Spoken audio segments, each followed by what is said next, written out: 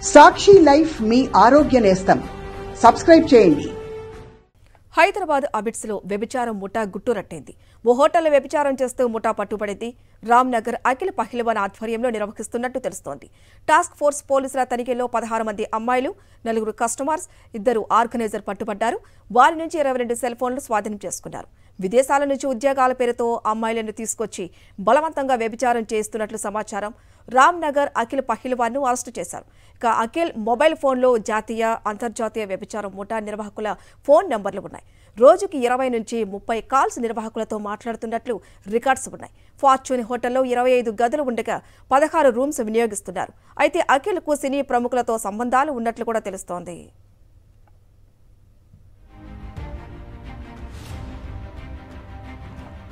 మరింత సమాచారం మా ప్రతినిధి వాసు అందిస్తారు. వాసు,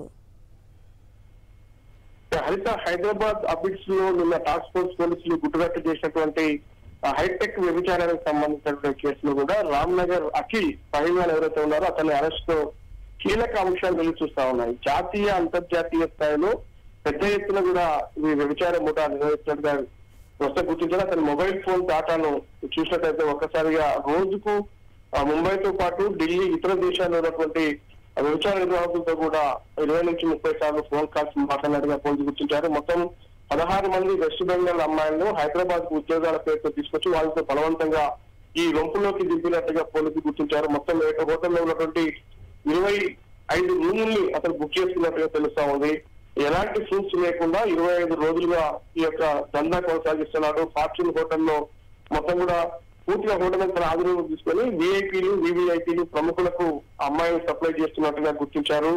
ఇప్పటికీ ఇతనితో పాటు 6 అరెస్ట్ చేశారు. దీంతో అఖిలేష్ తో పాటు రఘుపతి, అభిషేక్, కేశవ్, అబ్దుల్ ఖలీద్ తో పాటు సంతోష్ అనే వారిని అరెస్ట్ చేశారు. వీళ్ళందరూ కూడా చాలా పెద్ద ఎత్తున హైదరాబాద్ లో కొంతకాలంగా ఉన్నటువంటి హోటల్స్ లో లీవ్ తీసుకుని అక్కడ ఈ గుర్తింపులు కాకుండా అంతర్జాతీయ స్థాయిలో వ్యభిచారం తెలుస్తా ఉంది.